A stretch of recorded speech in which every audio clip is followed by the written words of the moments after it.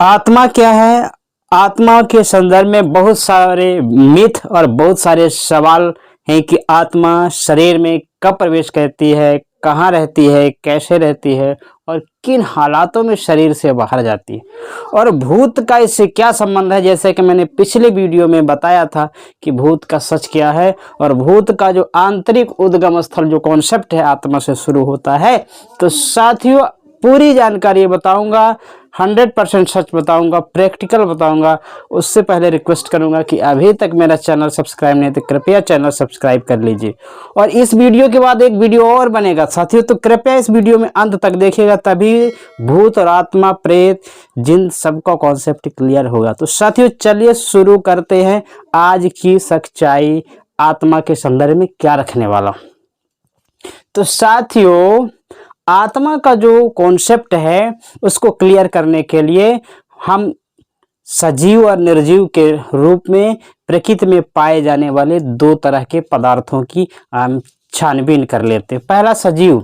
तो सजीव के जो मुख्य लक्षण है आप सभी जानते हैं, उनके मुख्य लक्षण एक है कि शरीर में श्वास का आना जाना और ऊर्जा का बनना, ये मुख्य लक्षण है। और ये जिसमें होता है वो सभी सजीव होते हैं। ये मुख्य लक्षण एक ही लेते हैं, बाकी बहुत सारे हैं। तो सजीव का जो मुख्य लक्षण है इसमें से हम ये देख लेते हैं कि क्या पेड़ पौधे जीव नहीं है, क्या सूक्ष्म जीव जीव नहीं है, सभी छोटे बड़े सभी जीव हैं, सजीव हैं। इनके अंदर भी सांस लेना, ऊर्जा का निरंतर बनना प्रक्रिया चलता रहता है। तो साथियों ये एक सजीव की बात है।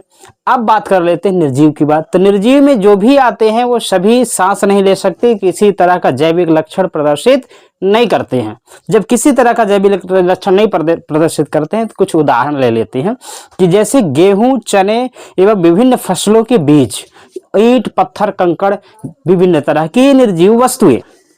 अब मैंने सीड्स इसलिए लिए हैं कि आप इसको अभी निर्जीव में देखेंगे, निर्जीव की कैटेगरी में देखेंगे, लेकिन जब इसको प्रकृति में उचित ताप दाब दिया जाएगा तो सजीव में बदल जाते हैं, पेड़ पौधों का जन्म होता है। तो इस कॉन्सेप्ट को रखने का मतलब ये है कि आत्मा का रोल फिर कहाँ पे क्या है, यानी सारा का सारा खेल प्रकृति का रोल है और प्रकृति के अंदर पाए जाने वाले रासायनिक तत्वों का मेल है।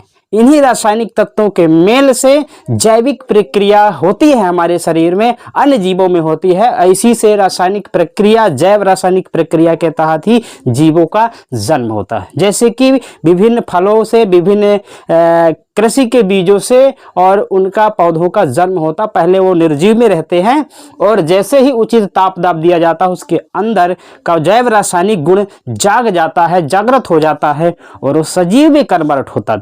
कहीं से भी कोई भी आत्मा बाहर से प्रवेश नहीं करती है। अब हम धार्मिक कॉन्सेप्ट देख लेते हैं। तो धार्मिक कॉन्सेप्ट बहुत लंबा है। धार्मिक कॉन्सेप्ट में ये बताया जाता है कि आत्मा परमात्मा एक ही है, परमात्मा से संबंध है आत्मा का, और बगैर परमात्मा की इच्छा से आत्मा का जन्म नहीं होता और आत्मा अजर और अमर है। और साथियों इस संबंध में बहुत सारे तर्क पैदा हो जाते हैं, बहुत सारे सवाल हो जाते हैं कि जब धार्मिक सिद्धांत ये है तो आत्मा कब प्रवेश करती है, कैसे प्रवेश करती है, कहाँ पर रहती है। तो इससे धर्म में कोई जवाब नहीं है, धर्मशास्त्र में इसका कोई जवाब नहीं कि आत्मा कब प्रवेश करती है, लिंग क्या है, किस प्रकार की है, इसमें जीव का प्रभाव क्या पड़ता है, ये कहीं नहीं। जैसे मैं कहूँ कि एक बार के स्पर्म में जो वीरपात होता है एक बार में मनुष्य का किसी जानवर में, तो कितने करोड़ों स्पर्म होते हैं, क्या वो अलाइव होते हैं, यानी जिंदा होते हैं, मृत होते हैं।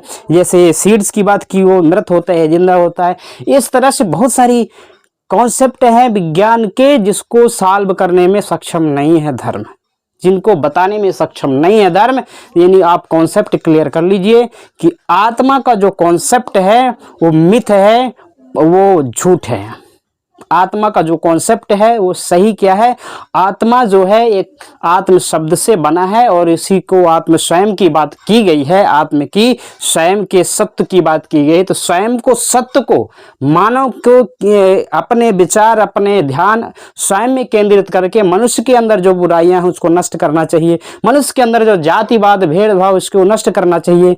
और मनुष्य स्वयं का मालिक है, अत्यधिक भोग। गौतम बुद्ध कहते हैं अत्यधिक भोग, मनुष्य अच्छे बुरे सारे कर्मों का स्वयं मालिक है। कोई विधाता, कोई ईश्वर ऊपर बैठ के आपको संचालित नहीं करता है। आपका शरीर, मन, मस्तिष्क और आपका स्वयं की सोच आपको संचालित करती है।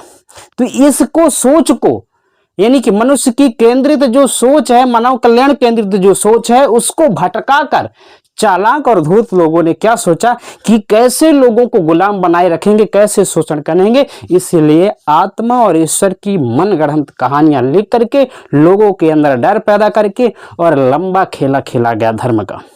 तो इसको समझिए कि ये बड़े चालाक, जैसे किसी हमारे पेरियार साहब ने कहा कि ईश्वर को बनाने वाले बड़े धूर्त, आत्मा को बनाने वाले बड़े धूर्त और बड़े ही शैतान किस्म के लोग थे, और इसको मानने वालों को मूर्ख बनाया गया, यानी मानने वाले मूर्ख थे। ये मैं नहीं कहता हूँ, बहुत सारे वैज्ञानिकों ने, बहुत सारे समाज सुधारकों ने इस संदर्भ में बातें बड़ी खरी खोटी कही है। तो साथियों, मैं समझता हूं कि ये कॉन्सेप्ट आपका क्लियर हो गया होगा। यदि ये कॉन्सेप्ट नहीं क्लियर हुआ है तो मैं एक बात कर लेता हूं प्रैक्टिकल की। तो बात आप आत्मा को सही है गलत, मेरी बात, इसको प्रैक्टिकल कर सकते हैं, इसको जांच सकते हैं। तो छोटे जीव, मछलियों वगैरह को आप किसी भी पात्र में जिससे गैस रिलीज ना हो, मैंने किया है, जैसे गैस रिलीज ना हो सके, उनको देख सकते हैं, उनको प्रैक्टिकल कर सकते हैं, उनकी आने वाली सांस को देख सकते, यानी ऑब्जर्व करके देख सकते हैं कि क्या इनको सांस बंद होने पे कौन सी चीज बाहर निकलती है। तो आपको कुछ भी नहीं मिलेगा, वही कार्बन डाइऑक्साइड, उसके अंदर की जो गैसें हैं वही बुलबुले के रूप में निकलती हुई प्रतीत होगी, कोई चमत्कारिक शक्ति निकलते हुए प्रतीत नहीं होगी।